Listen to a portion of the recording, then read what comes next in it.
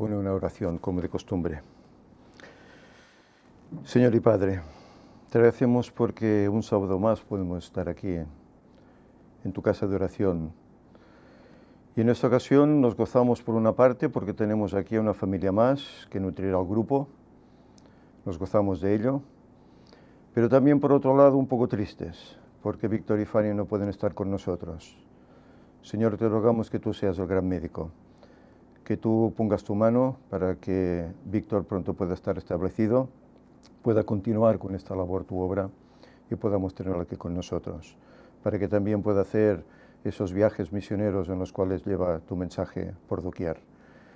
Y ahora de una forma especial, Señor, te rogamos también por este momento que estamos aquí reunidos, que tu Espíritu, Señor, esté en primer lugar conmigo, para que sean tus palabras las que salgan de mis labios, que tome posesión de la mente de cada uno de los aquí presentes y de todos los amigos y hermanos que siguen por el Internet, para que este mensaje, Señor, pueda ser edificante, pueda ser de bendición, para que sepamos realmente cuál es la fe que debemos creer y sepamos dar testimonio de ella. También te damos gracias por las visitas que tenemos. Asun y Diana también están entre nosotros.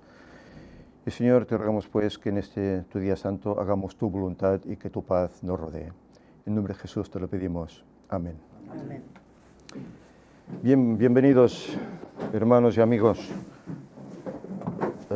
No sabía si había puesto esto en marcha. Sí, se ha oído, Bien, damos la bienvenida pues a todos los presentes, hermanos y hermanas que nos visitan de diferentes lugares. Bienvenidos aquí. Y bueno, tenemos una familia que hacía tiempo estaban con nosotros, marcharon, pero las cosas de la vida, ¿verdad? ¿Cuántas vueltas a la vida? Regresan, y nosotros gozosos de que lo hagáis, que estéis aquí con nosotros. Bien, vamos a proseguir con el estudio del Apocalipsis. Llegamos ya al capítulo 14, es un capítulo que, bueno, hemos hablado ya parte de él en la escuela sabática, sobre los 144.000. Es lo primero que este capítulo nos habla, pero luego hay otras cosas, como por ejemplo el mensaje de los tres ángeles. Y veremos cuándo se iniciaron, el contenido, qué importancia tenía, etcétera. Pero el capítulo culmina con la gloria que tiene el cristiano, la fe del cristiano, que es ¿qué? La venida de Cristo, ¿verdad? Es así como culmina. Es un capítulo que diríamos que va desde el año 1844, antes lo comentaba con algún hermano, hasta el 2031 cuando Cristo viene. Es decir, son, si no cuento mal, 187 años. Es el contenido que se encierra en este capítulo 14. Y como siempre solemos hacer, pues vamos a leerlo. Yo os invito a que toméis vuestras Biblias, la abráis en el capítulo 14 del Apocalipsis, leeremos en primer lugar el pasaje para situarnos y luego iremos desarrollando prácticamente versículo a versículo el contenido. El Cordero, los 144.000 nos habla aquí. Dice, entonces miré y vi al Cordero de pie sobre el monte de Sión, y con él 144.000, que tenían el nombre del Cordero y el nombre de su Padre escrito en sus frentes. Y oí una voz del cielo como el estruendo de muchas aguas, como el estampido de un gran trueno. Sin embargo, era el sonido de arpistas que tañían sus arpas.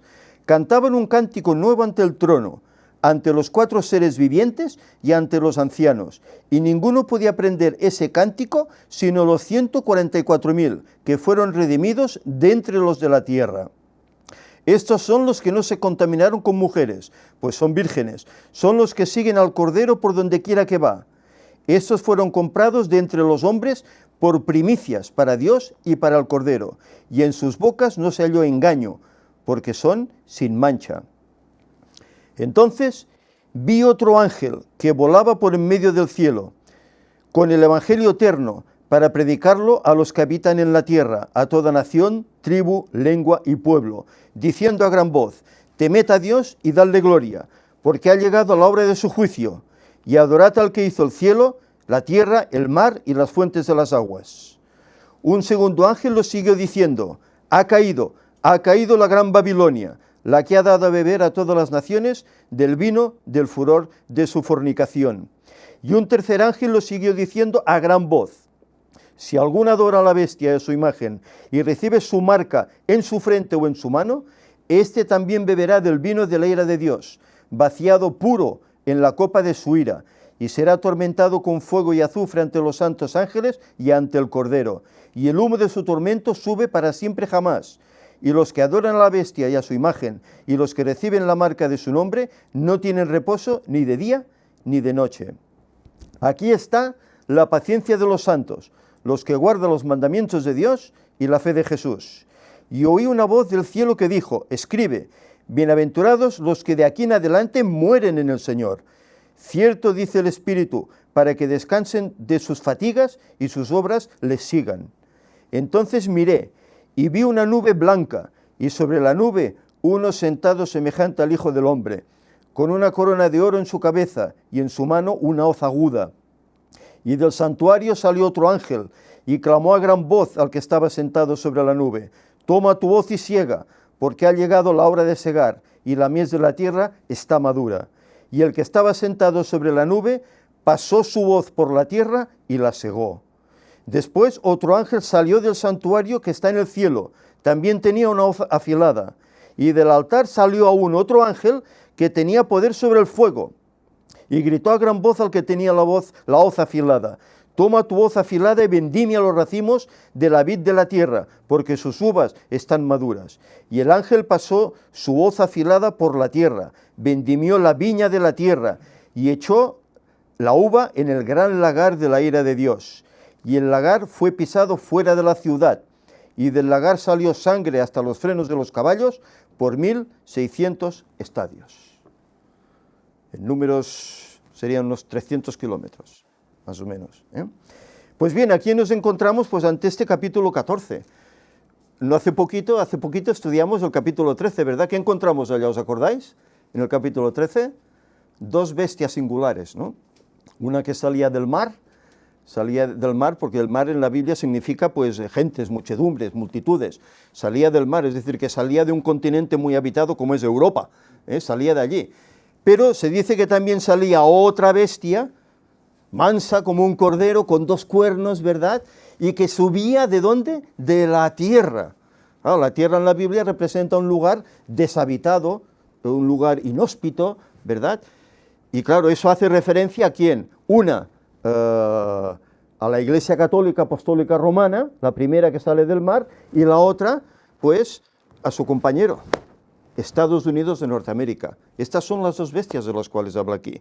Y vimos pues toda la trama que iban a llevar en este mundo, ¿verdad? Poniendo una marca para aquellos sus seguidores, que los que le seguían pudiesen comprar, vender, pero los que no, los que querían obedecer al Señor, no pudiesen comprar ni vender y fueran perseguidos por la sociedad. Esto es lo que está muy presto ya a empezar en este mundo, de aquí a poquito tiempo. Y mientras tanto, pues termina este ciclo que comenzamos en el capítulo 12, versículo 1, termina aquí en el capítulo 14, versículo 5, hablando acerca de los 144.000. Claro, de esto se ha hablado mucho, ¿no? ¿Quiénes son? Bueno, en la escuela sabática lo hemos tratado, pero claro, una cosa es la escuela sabática y otra cosa es lo que presentamos ahora, ¿no? Posiblemente la gente, pues unos verán la escuela sabática, otros verán este sermón, bueno, pues conviene también, aunque para nosotros será tal vez un poco cansino volver a repetir lo mismo, pero sería conveniente recalcarlo, quiénes son, etcétera. Se dice que, en el versículo 1 dice que están sellados, ¿verdad? Dice que había 144.000 con el nombre del Cordero y el nombre de su Padre escrito en sus frentes. Es decir, están sellados para el Señor. Quiere decir que serán salvos, sin duda alguna. Escogidos y salvos. Se nos habla aquí que, antes lo citábamos, ¿verdad? Que dice que no, en el versículo 4 dice que no se contaminaron con mujeres, ¿verdad? Claro, antes decíamos, ¿verdad?, que hay muchos puristas literales, ¿verdad?, que esto lo ven como físico, ¿no? No tener relación con ninguna mujer, etcétera, Cuando vemos que el matrimonio es bendecido por el Señor, instituido por Él desde la creación, y sin duda alguna es una bendición. El tener el matrimonio y el tener hijos, etcétera, ha sido siempre una bendición, ¿verdad? Por lo tanto, no se refiere a este tipo de relación humana entre hombre y mujer, sino que se está refiriendo, pues, a que no se contaminaron con otras mujeres, En la Biblia, y lo estamos viendo en el Apocalipsis, se habla acerca de dos mujeres. Una que está sobre aquella bestia escarlata, ¿verdad? Con nombres blasfemos, etcétera, con el cáliz, embriagada, etcétera. Y luego se habla de otra mujer que está sobre la luna, pura, maculada. Una es la iglesia de este mundo, es la Gran Babilonia, es la Iglesia Católica Apostólica Romana y sus hijas, no lo olvidemos, de lo cual aquí también se habla, y la otra es la Iglesia de Dios, a través de todos los tiempos, desde todos esos sellos que hemos visto, y trompetas, etcétera, allí estaba el pueblo de Dios. Por lo tanto, el no contaminarse con mujeres es el no contaminarse con estas falsas religiones. Todo el mundo tiene la verdad. Tú hablas con un católico, tiene la verdad. Hablas con un testigo, tiene la verdad. Hablas con un evangélico, todos tienen la verdad. Incluso hablas con un hindú, hablas con un islámico, todos tienen la verdad. Pero es paradójico que la Biblia dice que la verdad, ¿quién es? Uno lo dijo, yo soy el camino, la verdad y la vida. ¿Y quién era ese? ¿Era Mahoma? No, Cristo. Es el único que tiene la luz auténtica en este mundo, y al cual se tiene que seguir. Lo demás es falso. Aunque no lo parezca, es falso. Y estos, pues, no se contaminaron por mujeres, por falsedades, por religiones falsas. ¿Sabéis? Hoy hay un tremendo dilema dentro de la fe en el pueblo de Dios. Que incluso hermanos de la misma fe están sacando teorías nuevas, ¿verdad? Sobre los 144.000, sobre la no Trinidad, sobre la no Ellen White, sobre tantas cosas, ¿verdad?, que se están poniendo en boga. Y no, ahora esto ya no es necesario. No, esto sirvió en su momento, pero ahora no. Ahora lo que conviene es que hagamos unidad entre todos. Bueno, esta unidad es lo que está buscando esa primera bestia que salió del mar, ¿verdad? Ese ecumenismo entre todos los pueblos. Pero ¿es esa la voluntad del Señor? Sí, el Señor quiere unir a todos los pueblos, pero no aquí. Lo hará en su reino. Pero aquellos que han estado viviendo acorde a la voluntad de Dios. No los que han vivido acorde a la voluntad de un ser humano, a doctrinas humanas. Por eso la gran diferencia. Estos no se contaminaron con estas cosas, dice el pasaje. ¿Quiénes son? ¿Es un número simbólico? ¿Es un número literal? Bueno, vamos a ver algunas cosas que nos ayudarán a ver si ahora. Por ejemplo, vamos a citar algunos pasajes donde se habla acerca de ellos. Solo hay 2 capítulos en la Biblia, el capítulo 7 de Apocalipsis y el capítulo 14, no hay más, que habla acerca de los 144.000. Y ahí encontramos algunas directrices. Lo que pasa es que la ventaja que tenemos los adventistas es que tenemos un don profético en la persona de Ellen White. Y Ellen White sabemos cómo ella da mucha más, amplía la luz que la Biblia te da. La amplía en todos los aspectos. Por eso es conveniente, y aconsejamos, que se lean los libros de Ellen White. No solo los 5 volúmenes, que van desde Patriarcas y Profetas hasta el Conflicto, sino todo el resto, porque todo es inspirado por Dios y todo es útil. ¿Sabéis? Hay cosas que nos dan bofetadas, hay cosas que nos tocan demasiado y no se quiere, pues, ahondar, no se quiere leer. Por eso no es de extrañar que en las iglesias adventistas haya resoluciones en las cuales se diga que desde los púlpitos no se lea Ellen White, no se lea el Espíritu de Profecía, para no llevar controversia, que solo se lean, pues, cosas de la Biblia que nos unan, ¿verdad?, que no levanten ninguna controversia, ¿verdad?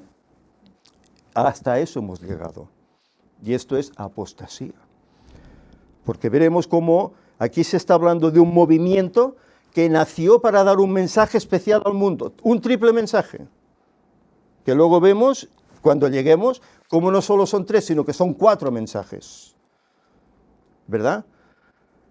Pero si eso lo metemos en el cajón, lo tenemos escondido, ¿qué mensaje damos? Somos una iglesia más, de todo ese grupo que se están uniendo para el bien de la sociedad, para tener aquí un milenio de paz. Cuando el milenio no será aquí, el milenio será en el cielo con Jesús. Los que estén aquí no estarán vivos y disfrutando, al contrario, estarán aquí muertos. Fijaros, Apocalipsis 7:4 nos dice: y oí el número de los sellados, 144.000 sellados de todas las tribus de los hijos de Israel. Aquí se nos habla de un número, ¿eh? Un número, pues que bueno, parece ser que es controvertido, pero lo que decimos, si comparas los pasajes bíblicos con citas de Ellen White, uno se da cuenta de realmente qué es lo que te está diciendo, qué está significando, ¿verdad? Apocalipsis 14:1, que lo hemos leído.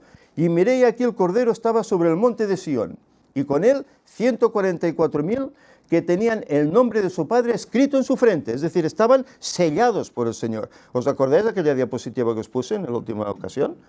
En la cual se veía un ángel como con unos rayos sellaba en la frente, algo de lo que podría ser, ¿verdad? Ese sello de Dios aquí en nuestra mente, como convicción, sabemos lo que creemos, no creemos falsedades, creemos en el Dios auténtico y vivimos de acuerdo, ¿eh? Otro pasaje más, versículo 3, que también hemos leído. Y cantaban como un cántico nuevo delante del trono y delante de los 4 seres vivientes y de los ancianos. Y ninguno podía aprender el cántico, sino aquellos 144.000 que fueron redimidos de entre los de la tierra. Aquí te da una pista. ¿Fueron redimidos de dónde? De entre los que estaban en la tierra, ¿eh? Pero luego veremos en qué momento son redimidos, en qué momento viven estos 144.000. Claro, puede que sean del tiempo de Adán, puede que sea del tiempo de los apóstoles, ¿no? Hay que saber, ¿no?, en qué momento viven ellos. Y otra cuestión, unas citas de Ellen White para saber discernir plenamente quiénes son estos 144.000. Conflicto de los siglos, páginas 706-707. Esta cita ya la usé cuando estudiamos el capítulo 7, pero es bueno redundar en ella, puesto que hoy explícitamente hablamos sobre estos 144.000. Y dice, delante del trono, sobre el mar de cristal, ese mar de vidrio que parece revuelto con fuego por lo mucho que resplandece con la gloria de Dios, hállase reunida la compañía de los que salieron victoriosos de la bestia y de su imagen, y de su señal y del número de su nombre. Es decir, aquí está dando unos datos adicionales. Salieron vencedores de una controversia entre la bestia y su imagen. ¿Cuándo es que actúa la bestia y su imagen? ¿No lo estudiamos en el capítulo 13? ¿No estamos en ese tiempo en que ahora está actuando la bestia y está actuando su imagen, que hará que todos hagan imagen a la bestia y la adoren?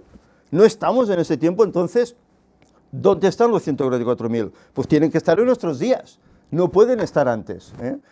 Dice más, con el Cordero en el monte de Sión, teniendo las arpas de Dios, están en pie los 144.000, que fueron redimidos de entre los hombres. Se oye una voz, como el estruendo de muchas aguas, y como el estruendo de un gran trueno, una voz de tañedores de arpas que tañían con sus arpas. Cantan un cántico nuevo delante del trono, un cántico que nadie podía aprender, sino aquellos 144.000. Es el cántico de Moisés y del Cordero, un canto de liberación. ¿Os acordáis cuando salieron de Egipto y se abrieron aquellas aguas? Ellos pasaron y los egipcios fueron sepultados. ¿No cantó Moisés un canto de victoria? Y María, su hermana, no lo acompañó tocando la pandereta, ¿verdad? Gozosos porque el Señor los había librado. Pues por eso dices el cántico de Moisés y del Cordero, canto de liberación. Ninguno, sino los 144.000 pueden aprender aquel cántico, pues es el cántico de su experiencia, una experiencia que ninguna otra compañía ha conocido jamás. Son estos los que siguen al Cordero por donde quiera que fuere. Habiendo sido trasladados de la tierra de entre los vivos, son contados por primicias para Dios y para el Cordero. Es decir, han vivido una experiencia única. ¿Cuándo se ha vivido una experiencia única?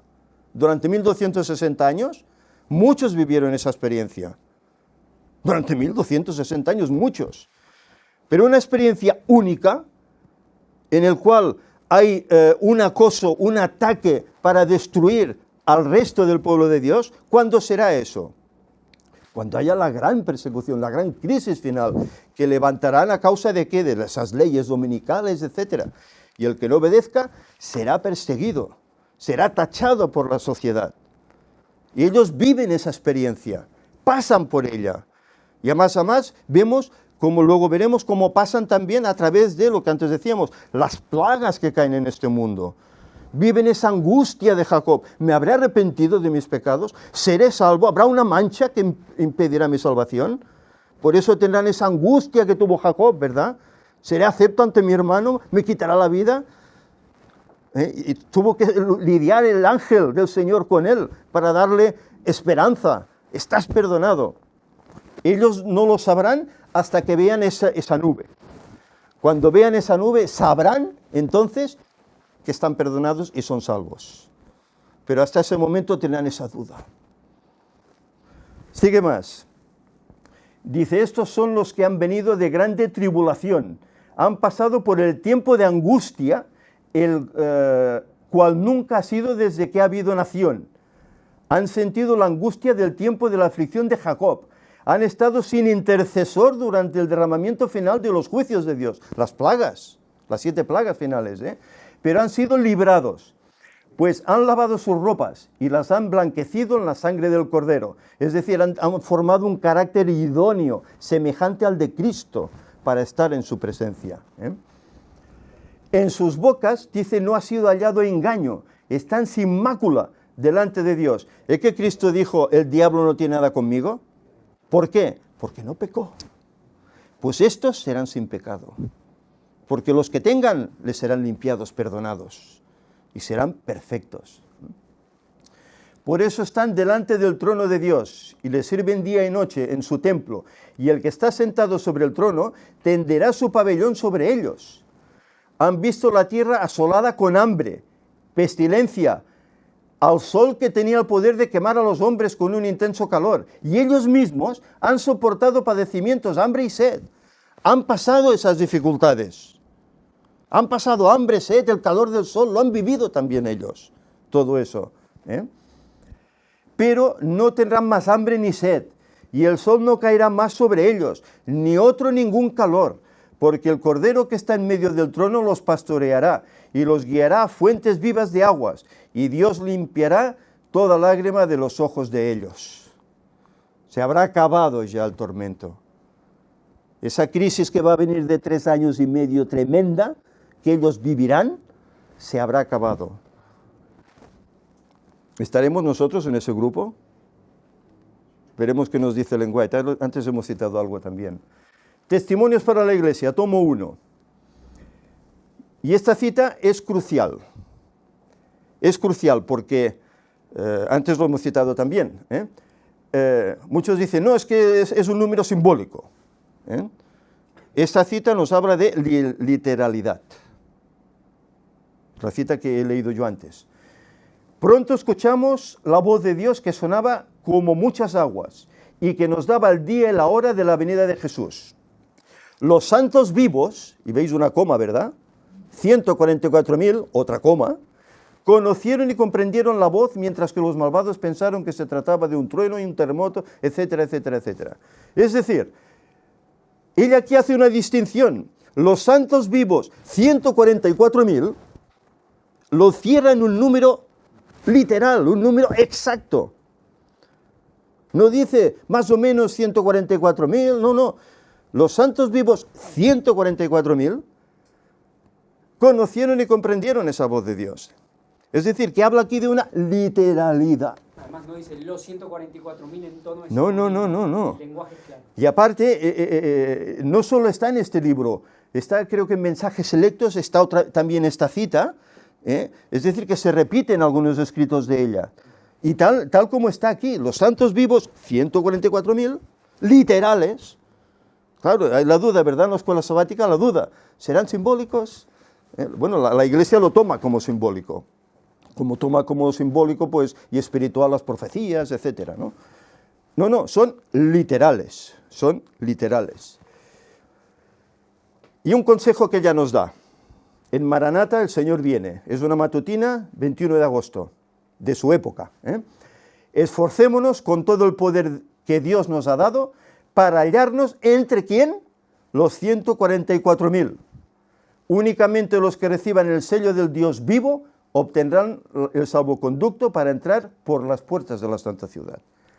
Esforcémonos, sí. ¿Qué querías decir?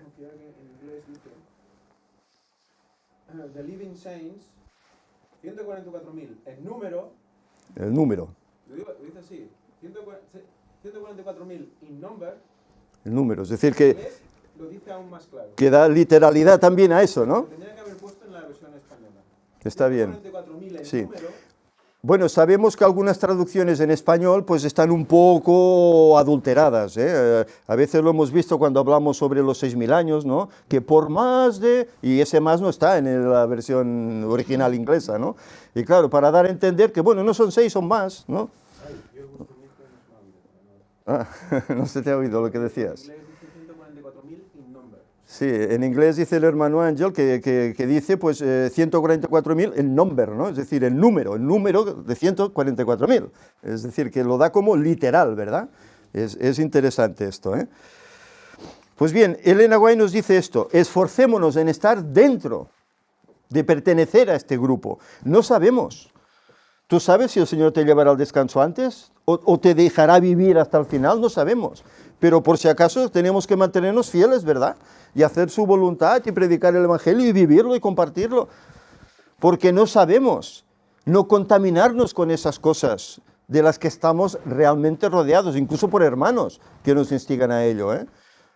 No debemos abandonar el camino. Aunque nos digan, no, es que esto es satánico. No, esto no es satánico, esto es la obra de Dios. Es el ministerio del tercer Elías que el Señor ha levantado para el último tiempo, ¿eh? Y para muchos no es satánico porque habla de masonería, porque habla de la fecha, porque... Bueno, todo esto el Señor lo está revelando. Y esto es lo que hoy toca predicar. Ya se predicó en su momento, ¿os acordáis de Joseph Wolf? Como él predicó que el pasaje del día y la hora, nadie sabe, estaba mal comprendido, ¿eh? Pero ¿qué pasaba? Que muchos pues no querían que Cristo viniese y decían, no, es que el pasaje dice que nadie sabe el día y la hora, ni Jesús lo sabe, como hoy. Yo que tengo la red social, ¿cuántos hermanos te escriben? No, es que ni Jesús. Entonces, ¿qué me estás diciendo? ¿Que Jesús no es Dios? Claro, si Jesús no sabe, Jesús no es Dios entonces. ¿Eh? Pero es que mi Biblia me dice que Jesús es Dios igual, de la misma esencia que el Padre, con el mismo origen, es decir, que no hay, es eterno, ¿verdad? Es eterno, por lo tanto, si el Padre lo sabe, Cristo tiene que saberlo. Entonces, ese versículo está mal entendido, está mal explicado, ¿eh? Y eso es lo que Wolf, en su tiempo, intentó corregir, pero se le echaron encima como lobos, como lo que él se llamaba, ¿eh? Lobos, se le echaron encima por ese hecho, ¿eh? Vamos adelante. Dejamos ya los 144.000, creo que ya más o menos está todo claro. Claro, eso es un tema que de ahí podríamos sacar horas de sermón, ¿eh? Pero no podemos, porque solo tenemos que estudiar el capítulo completo y no podemos tener tiempo para eso. Pero vamos adelante. A partir del versículo 6 y 7, se nos dice: entonces vi otro ángel que volaba por el medio del cielo, con el evangelio eterno para predicarlo a los que habitan a la tierra, a toda nación, tribu, lengua y pueblo. Y decían a gran voz: temed a Dios y dadle gloria, porque ha llegado la hora de su juicio, y adorad al que hizo el cielo, la tierra, el mar y las fuentes de las aguas. Fijémonos, hemos comenzado el capítulo hablando de los 144.000 que pasarán la crisis final, antes de que Cristo regrese, brevemente antes de que Cristo regrese, y nos vamos otra vez hacia atrás, al momento en que se comienzan a dar el mensaje angélico. ¿Cuándo se comenzaron a dar estos mensajes?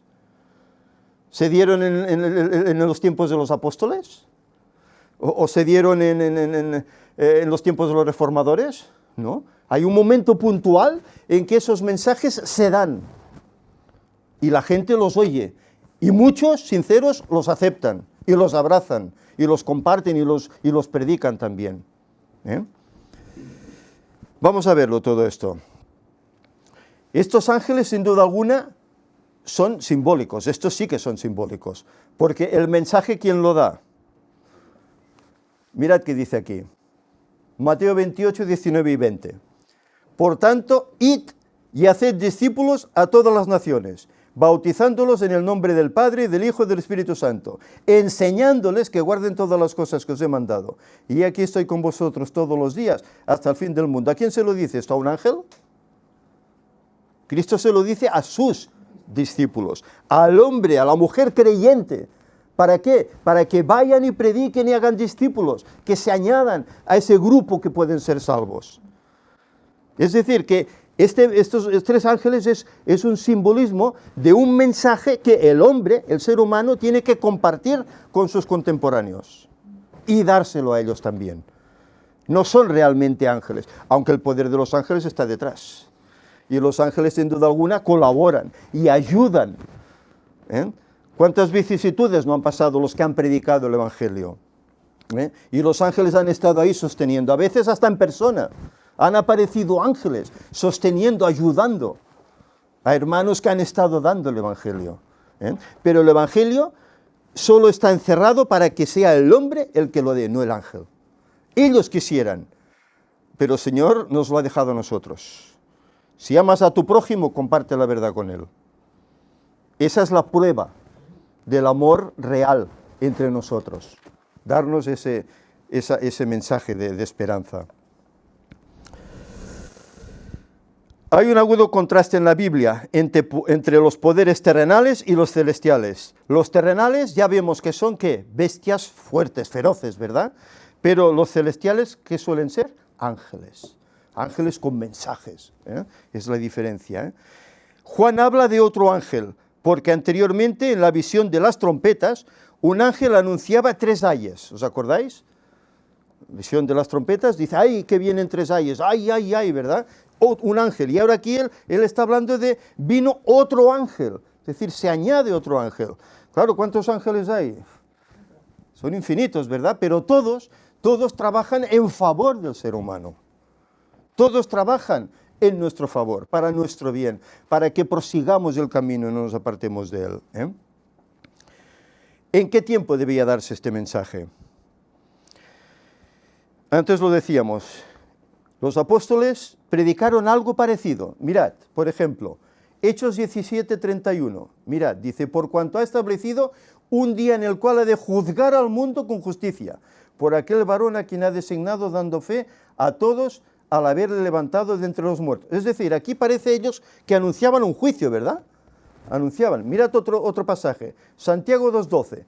Dice, así hablad y así haced, como los que habéis de ser juzgados por la ley de la libertad. La ley de la libertad será la tónica que se usará en el juicio, ¿verdad?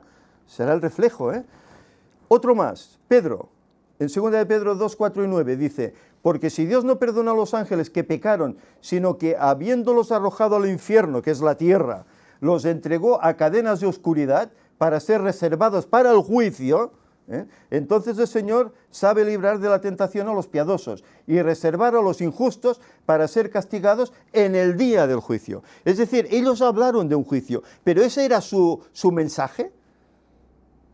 Hacen referencia, pero era su mensaje, no. El mensaje de ellos, ¿qué es? Ha venido el Mesías, ha venido Cristo, el Redentor. Convertíos, arrepentíos, aceptarle. Ese era el mensaje. El reino de los cielos está aquí, se ha acercado. Ese era el mensaje. Y era para judíos y era para gentiles. Pero no era este. Aunque sabemos cómo la verdad bíblica está desde el Génesis, ¿verdad? Pero no era este exactamente el mensaje que ellos debían dar. Ahora bien, ¿debía darse en la época de los reformadores? ¿Los reformadores hablaron acerca de esto? Bueno, hubo uno, Martín Lutero, que aseveraba que en unos 300 años vendría el juicio, porque él veía que tal como estaba el mundo, esto ya no tenía salida. Y él estaba convencido que en unos 300 años, y hablamos del 1500, cerca del 1600, ¿verdad? 500. Exacto.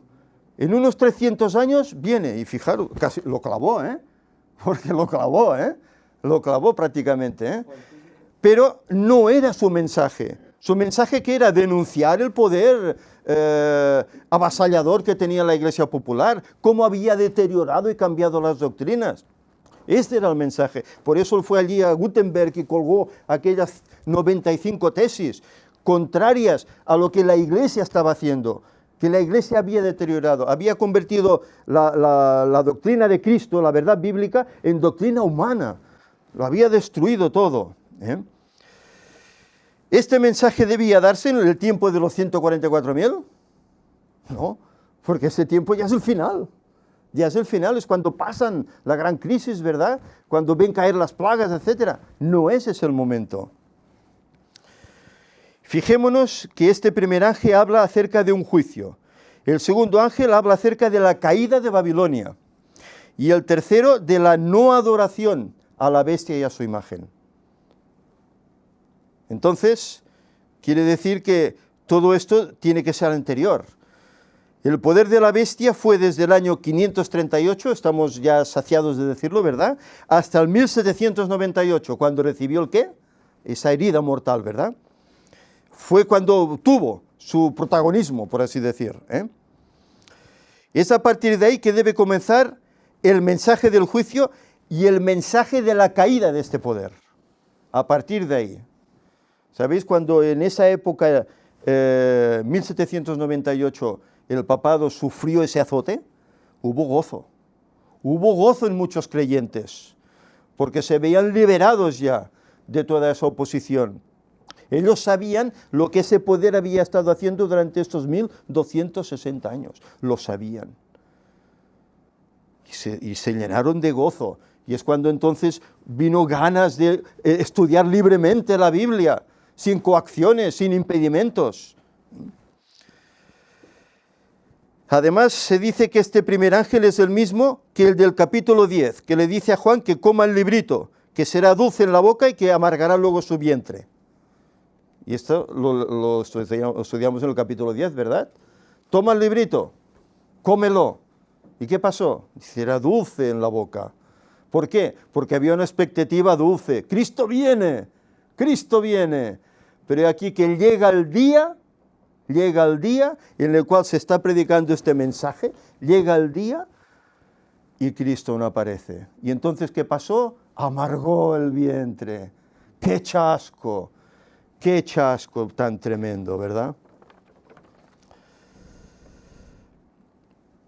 Pero, ¿hay alguna profecía en la Biblia que señale el comienzo de estos mensajes?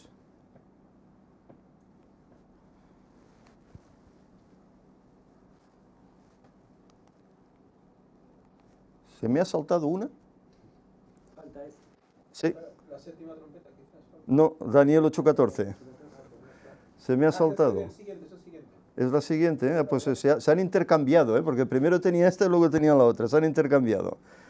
Daniel 8:14 dice, y él me dijo, hasta 2300 tardes y mañanas, luego el santuario será purificado. Había una profecía, que los hermanos, cuando se dieron cuenta de que aquel poder había sucumbido, y a más allí se añadieron ciertas cosas de las que hemos hablado, el terremoto, aquel de Lisboa, ¿verdad? El día oscuro, la luna como sangre, la caída de estrellas. Todo esto hizo que hubiese hambre por conocer la Biblia, por conocer las profecías, ¿eh? Y había gentes por aquí, por allá, en Europa, en Asia, en diferentes lugares que estudiaban, escribían, predicaban acerca de Cristo viene, el tiempo se acaba, preparémonos. Muchos lo estaban haciendo, ¿eh? Pero fijaros, dice, él me dijo, 2300 tardes y mañanas el santuario será purificado. Esta era una profecía que se tenía que saber que cuando se iniciaba y cuando terminaba. Y sabéis, había hombres, pues aquí en Inglaterra, en Alemania, entre ellos estaba también Joseph Wolf y otros muchos, que predicaban acerca de esto, ¿eh? Pero hubo uno en especial, que estaba allá en Estados Unidos, uno llamado Guillermo Miller, un hombre que, como muchos bien dicen, había sido masón. ¿Sabéis? El otro día me escribieron, es que la Iglesia Adventista parte de la masonería, porque Miller era masón. Sí, Miller era masón. Pero ¿sabéis una cosa? En 1816, Miller se entregó al Señor y se puso a estudiar la Biblia. Estuvo 2 años inmerso estudiando la Biblia. Descubrió esto. Descubrió que esto partía desde el año 457 con esa orden de edificar Jerusalén, ¿verdad? Y terminaba, según él, en 1843. Y sabéis, dejó la masonería, porque se dio cuenta que una cosa no era compaginada con la otra. Se hizo bautista. Exacto. Pero él abandonó la masonería, es decir, que la Iglesia Adventista que nació en el 1863 no nació de la masonería, porque tampoco Ellen White ni Jaime White, como se dice, eran masones, aunque tengan aquel sí, obelisco, tiene otro nombre también, ¿no? Un monolito, exacto, un monolito, pero era la costumbre de la época. Ellos, como agradecimiento por la labor que habían hecho por la sociedad, pues les hicieron ese obsequio. Pero no porque ellos eran masones. ¿Cuántas veces Ellen White habló contra la masonería? Y no incluso el Señor en visión no le indicó unos signos que ella hizo a un hermano que era masón y no quería salir. Y hasta que Ellen White lo saludó con ese signo, entonces él dijo, ¿cómo es posible? Si eso solo lo saben los masones. Y entonces se dio cuenta que el mensaje venía de Dios y abandonó la masonería. Por lo tanto decimos, sí, era masón, pero lo abandonó y empezó a estudiar la Biblia y descubrió esto. Y hubo un movimiento que comenzó a predicar que Cristo venía. Es decir, que comenzaron a predicar este mensaje del primer ángel. Comenzaron a predicarlo. Dice que el santuario será purificado. Hay otra palabra que tal vez determina mejor, que es reivindicado.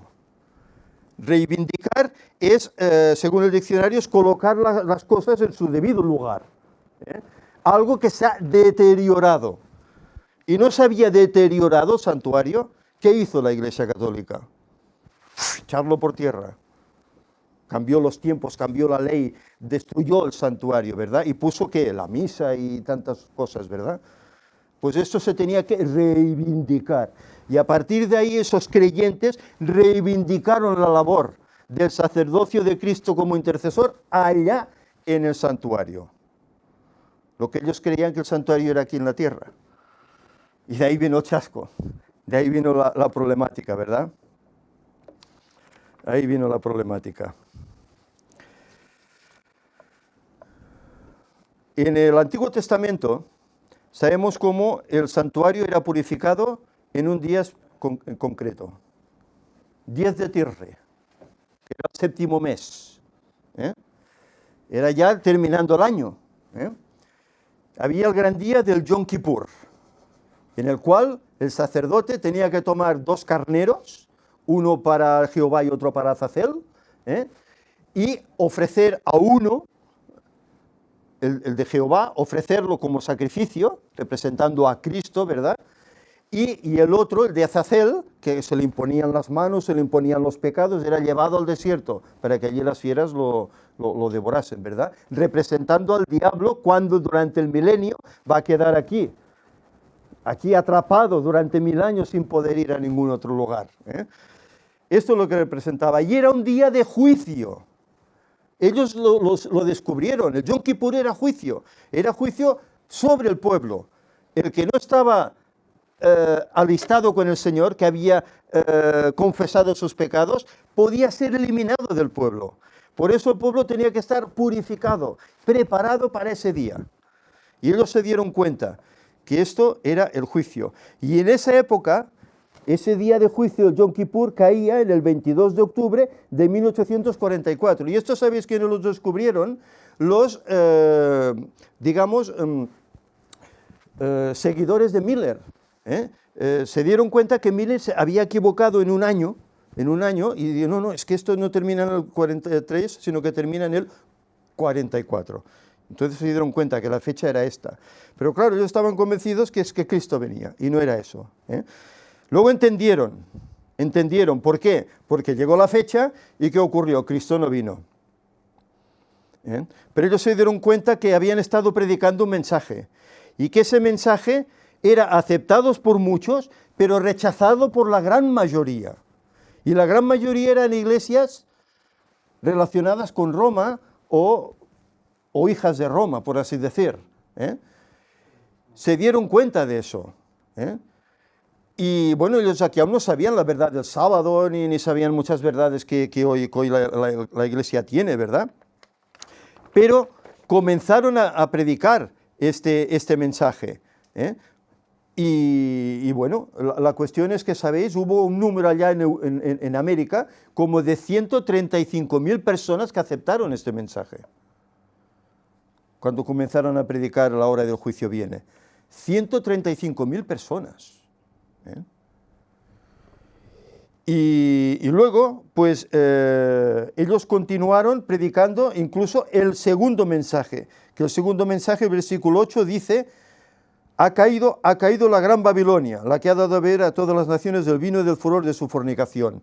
Ellos sabían que todas esas iglesias tenían doctrinas erróneas, que eran, por así decir, seguidores de Babilonia.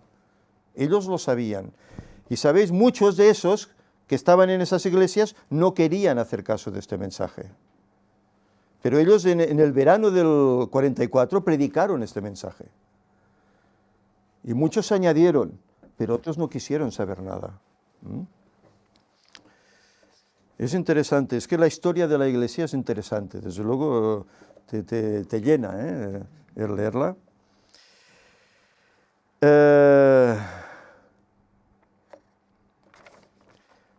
Luego, ellos se basaron en unos pasajes. Mirad, Levítico 16. Es algo que ahora estoy haciendo en el año bíblico, que propone Sam, en el grupo. No sé si lo seguís muchos, pero yo lo estoy haciendo y desde luego hoy hemos llegado al 23 ya, al Levítico 23. Dice: y hará expiación por el lugar santo a causa de las impurezas de los hijos de Israel y a causa de sus transgresiones y de todos sus pecados. De la misma manera hará por el tabernáculo de reunión, el cual reside entre ellos en medio de sus impurezas. Y esto tendréis por estatuto perpetuo, en el mes séptimo, a los 10 días del mes. Afligiréis vuestras almas y ninguna obra haréis, ni el natural ni el extranjero que peregrina entre vosotros, porque en este día se hará expiación por vosotros, para limpiaros y seréis limpios de todos vuestros pecados delante de Jehová. Es decir, ellos, estudiando estos pasajes, se dieron cuenta pues que había un juicio, que venía un juicio, y que ese juicio tenía una fecha, que ellos pusieron, pues, según el calendario judío, pues, que caía en el 22 de octubre de 1844.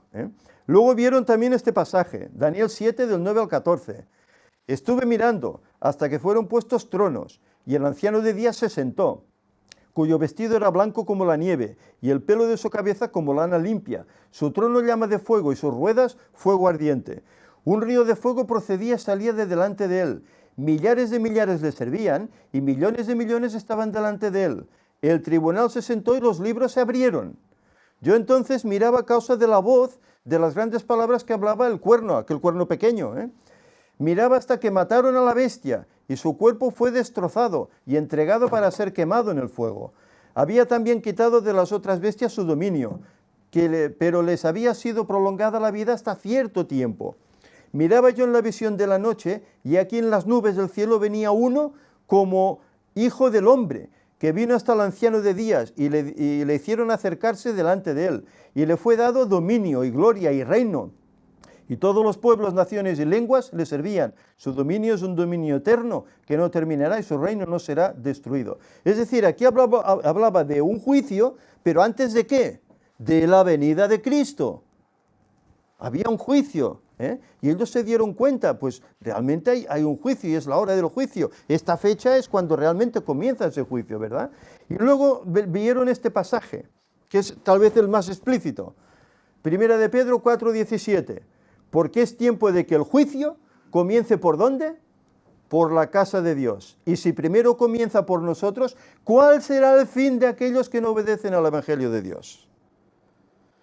Es decir, se dieron cuenta que había un primer apartado del juicio que comenzaba por los salvos, desde Adán hasta el último ser vivo, el último persona viva de este mundo, creyente, lógicamente. Pero que cuando Cristo viniese, ese juicio ya finiquito. Y así se sabía quiénes iban a ser salvos. Por eso dice Pedro, ¿cuál será el fin de aquellos que no obedecen? Porque esos pasarán en el segundo apartado del juicio, que será durante el milenio. Los que pasen ahí no serán salvos, vivirán la muerte segunda. Vivirán la muerte segunda. La sufrirán, mejor dicho.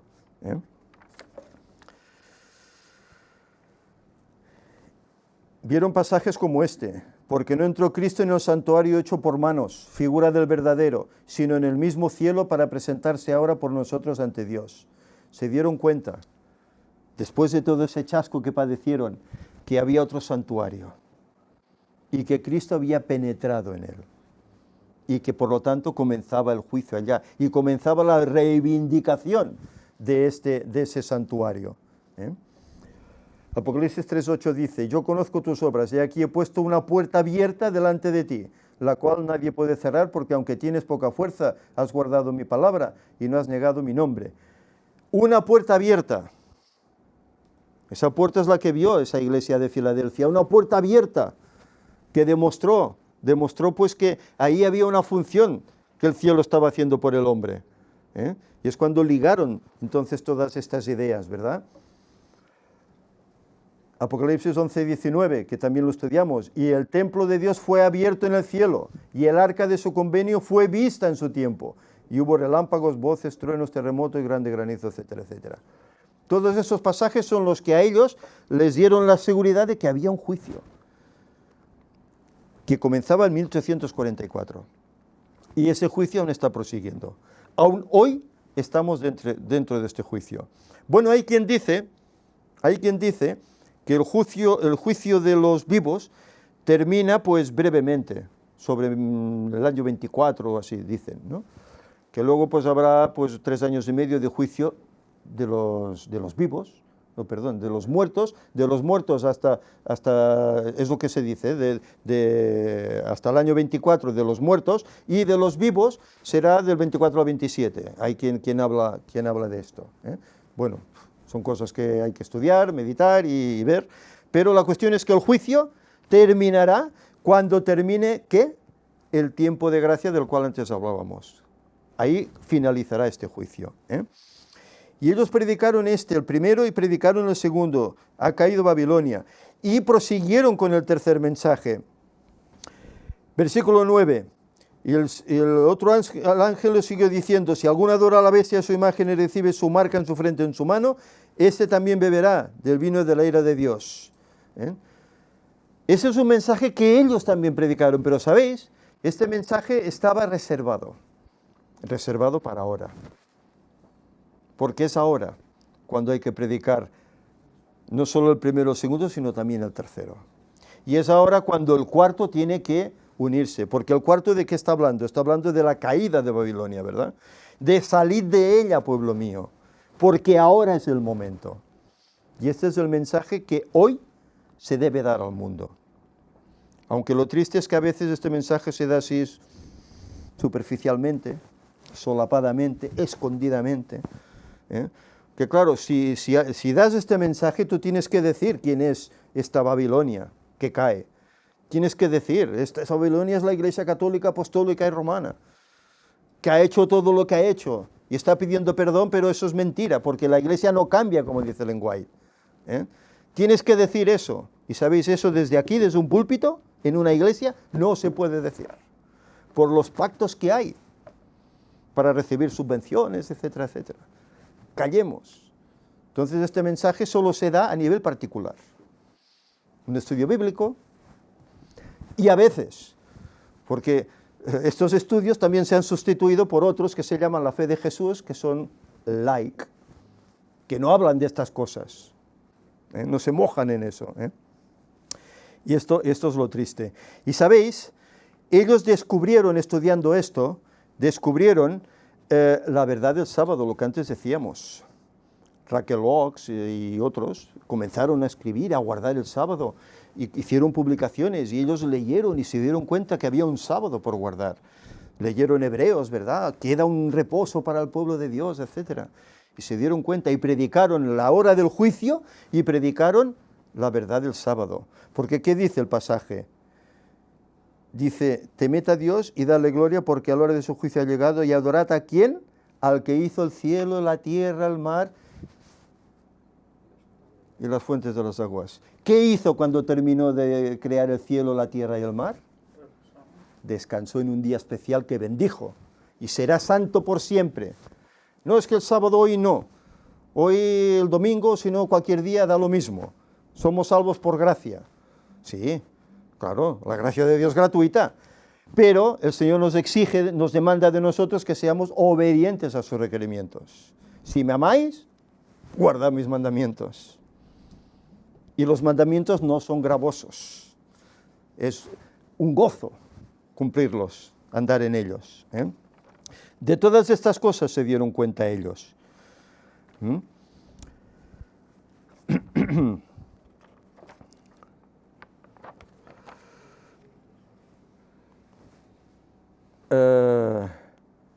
El predicar esto, la caída de Babilonia, el predicar esto, el tercer mensaje, en el cual dice, si alguno recibe su marca, sabemos que la marca de esta iglesia apóstata es el domingo.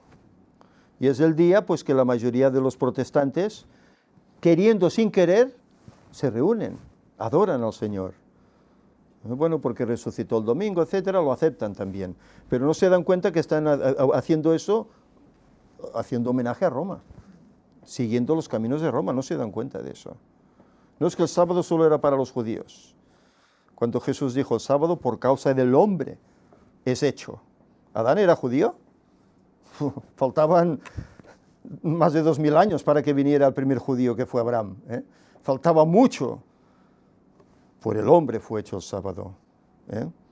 Y cuando leemos la escritura que dice que allá en la eternidad de mes en mes, como dice Isaías 66, y de sábado en sábado iremos a adorar ante el Señor, quiere decir que hay perpetuidad en ese día.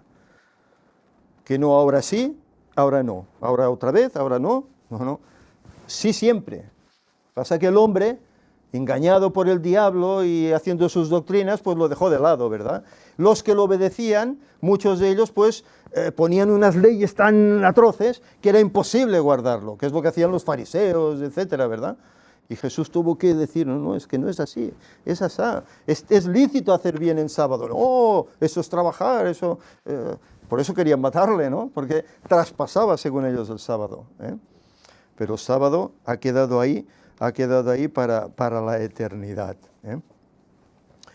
Vamos adelante. Estos mensajes se dieron en su momento y aún hoy tienen que seguir dándose. Pero fijaros, después de estos mensajes dice el versículo 12, aquí está la paciencia de los santos, los que guardan los mandamientos de Dios y la fe de Jesús. ¿Qué mandamientos son? ¿Cuáles son los mandamientos de Dios? ¿Qué le dijo al joven rico? ¿Los mandamientos sabes? No hurtes, no mates, etc. ¿No le definió los mandamientos? Pablo en Romanos no define los mandamientos del adulterio, etc. Como dando vigencia aún a esa ley. Aquí está la paciencia de los santos, los que guardan los mandamientos de Dios y la fe de Jesús. Pero también se dice, y oí la voz del cielo que dijo, escribe, bienaventurados de los de aquí en adelante, los que mueren en el Señor.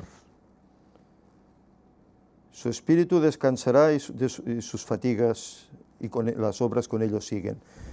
Es decir, que después de estos mensajes habrá una crisis que hará que cuando estas dos bestias que estudiamos se unan y dictaminen estas leyes dominicales, será todo para ir en contra del pueblo de Dios. Claro, a la sociedad harán ver que todo es para el bien común. Todo es para, es como esto del reciclaje, etcétera, etcétera. Todo para el bien común, ¿verdad? Pero vemos lo que hay detrás, ¿no? Todo ese laudato si, ¿verdad? Toda esa treta diabólica, en definitiva. Pues esto es lo que sucederá. Esto es lo que sucederá. Muchos, como antes decíamos, serán llevados al descanso, porque serán perseguidos. Por eso Ellen White aconseja el salir de las ciudades, en cuanto podamos. Sobre todo, cuando salga la ley dominical, salid de las ciudades. Ir a los pueblos pequeños, a los campos, trabajar la tierra si conviene, para no tener que estar en la ciudad, que habrán los problemas. Bueno, Gerona es pequeña. Gerona es una ciudad pequeña que aquí poco problema hay. Pero vamos a Barcelona, vamos a Madrid, manifestaciones constantes, bueno, y aquí, ya si vas a ciudades más grandes, Nueva York y otros lugares, ¿verdad? Manifestaciones constantes, violencia, racismo y tantas cosas. La ciudad no es un lugar seguro para el cristiano. Es un lugar para ir a predicar, pero no es un lugar para vivir. Y teníamos que salir. Por eso cuando salga esa ley dominical tenemos que marcharnos de aquí. Pero ir a ellas a predicar. ¿Qué hacía Enoc? ¿Os acordáis? ¿Dónde vivía? ¿En la ciudad? No, vivía en la montaña, en la naturaleza. E iba a la ciudad a predicar. Cuando acababa, volvía a su lugar. Así lo hizo. Sigue el pasaje. Dice, entonces miré y vi una nube blanca. Y sobre la nube uno sentado semejante al Hijo del Hombre, con una corona de oro en su cabeza y en su mano una hoz aguda. Y así es como se presenta aquí, en esta diapositiva, Cristo, viniendo con esa corona de Rey de Reyes y con esa hoz aguda, ¿verdad?, para cosechar la tierra. Y del santuario dice que salió otro ángel y clamó a gran voz al que estaba sentado sobre la nube, toma tu hoz y siega, porque ha llegado la hora de segar y la mies de la tierra está madura. Ha llegado esta hora en que Cristo viene con sus miriadas de ángeles, junto al Padre también, y a recoger todos esos frutos. Los que estarán vivos, que serán esos 144.000, y todos los que habrán fallecido a través de las épocas. Todos esos sepulcros, cuando oigan la voz de Dios, se abrirán, como se abrieron esas primicias en el momento en que Cristo murió en la cruz, como garantía. Y esos es a los que el Señor vendrá a cosechar, para llevarlos con Él, allá en el cielo. Pero habrá otros. El pasaje continúa. Dice después, en el versículo 17, dice, después otro ángel salió del santuario que está en el cielo. También tenía una hoz aguda, afilada. Y del altar salió aún otro ángel que tenía poder sobre el fuego y gritó a gran voz al que tenía la hoz afilada. Toma tu hoz afilada y vendimia los racimos de la vid de la tierra, porque sus uvas están maduras. Y el ángel pasó su hoz afilada por la tierra y vendimió la viña de la tierra y echó la uva en el gran lagar de la ira de Dios. Bueno, yo decía que esto llega hasta el 2031, no va más allá, va hasta el 3031, va hasta el momento del lago de fuego, ¿verdad? Cuando ya todos los no creyentes, los malvados, incluyendo los ángeles y el mismo diablo, serán echados en el lago de fuego y azufre.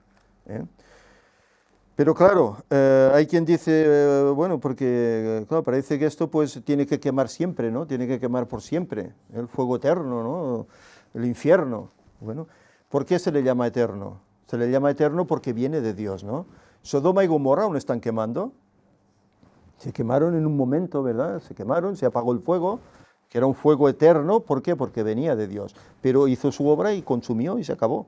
Cuando este fuego consuma, lo que hay que consumir se apagará. ¿Y por qué debe hacerse eso? Debe hacerse porque dice que no andaremos y pisaremos las cenizas de ellos. Es decir, que la tierra será nuevamente recreada por el Señor. Y luego viviremos donde ha estado ese lago de fuego. Viviremos por siempre, sin lago de fuego. Viviremos ahí por siempre. Por eso no puede ese lago estar quemando siempre.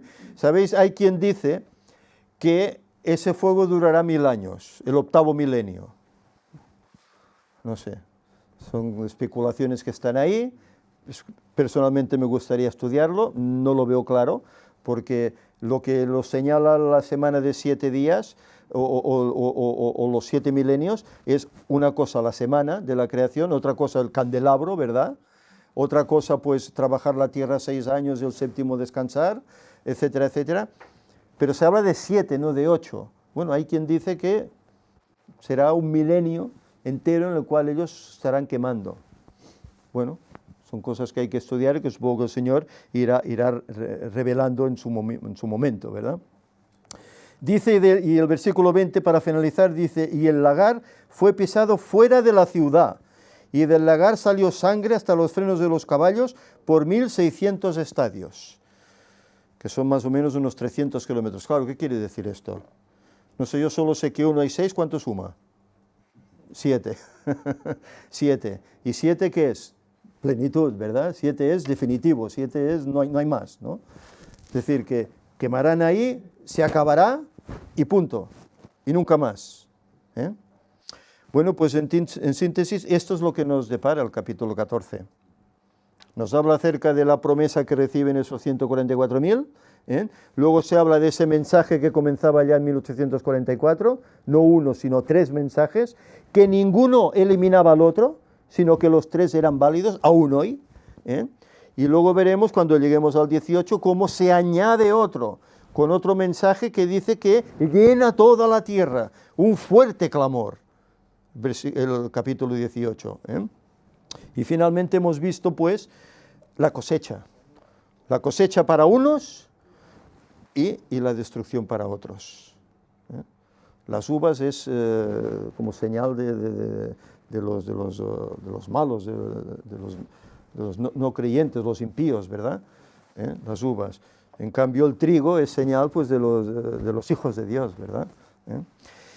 Bien, pues que el Señor nos ayude, pues, para que comprendamos estas cosas, que no tengamos temor en estudiarlo, puesto que el Apocalipsis es eso, es una revelación que el Señor nos da. No es un libro para decir, como nos dice en la Iglesia Católica, tú hablas con cualquier cura. No, el Apocalipsis ni lo toques, es prohibitivo, eso no lo entiende nadie, ¿no? Se puede entender, ¿eh? Sabemos que hay cosas que tal vez aún están ahí, ¿eh? Hablábamos de los 24 ancianos. Bueno, he encontrado una cita de Ellen White sobre los 24 ancianos, que sabéis que dice que son ángeles fuertes. Ángeles fuertes. Tengo la cita, ¿eh? Son ángeles fuertes, dice ella. Que los hay que dicen, no, es que son redimidos de la tierra. Claro, según versiones, mi versión no dice redimidos de la tierra, dice que los has redimido y tal, como parece ser que sean, pues, seres de otros mundos, etc. Y el lenguaje dice que son ángeles fuertes. Fijaros, ¿eh? Es tremendo. Y lo tengo en el móvil, ¿eh? Me gustaría hasta sacarla, pero para no quitar más tiempo lo haremos en otro momento, ¿eh? En el próximo capítulo nos iniciaremos ya en las 7 plagas finales. Se hará una introducción, es un capítulo corto, introductorio, y luego, pues, iremos estudiando las plagas, llegando a esa incluso del Armagedón, ¿eh? Si será literal, si será simbólica, bueno, lo veremos. Las plagas todas son literales, ¿eh? Eso es impepinable, ¿eh? Que el Señor nos ayude, pues, para que tengamos confianza en Él, tengamos confianza en estudiar su palabra, porque sabemos cómo Él dirigirá. Y Él nos dará la luz para saber qué creer y hacia dónde ir. Y no ser movidos, ¿verdad? No ser movidos, a pesar de tantas dudas y tantas cosas que hay, ¿eh? No sé si quedaba algo. Bueno, esto es el final. Dice, despiértense las naciones, en Joel 3, 12 y 13. Suban al valle de Josafat, porque allí me sentaré para juzgar a todas las naciones de alrededor. Echad la hoz, porque la mies está ya madura. Venid, pisad, porque el lagar está lleno, rebosando las uvas, porque mucha es la maldad de ellos. Bueno, esto hace referencia al lago de fuego, ¿eh? Venid, echad la hoz, ¿eh? El valle de Josafat. Bueno, todo eso hablaremos cuando lleguemos ya en su momento. Que el Señor nos ayude. Vamos, pues, si os parece, a ponernos en pie, hacer una oración, finalizar. Señor y Padre, te damos gracias un sábado más porque hemos podido estar aquí junto con los hermanos aprendiendo de ti. Gracias por la escuela sabática, gracias también por estas palabras ahora en el capítulo 14 de Apocalipsis. Te rogamos, Señor, pues que todo esto quede en nuestra mente para que realmente sepamos lo que creemos, y lo vivamos y sepamos también compartirlo con otros que tal vez están en errores de traducción en cuanto a todos estos hechos.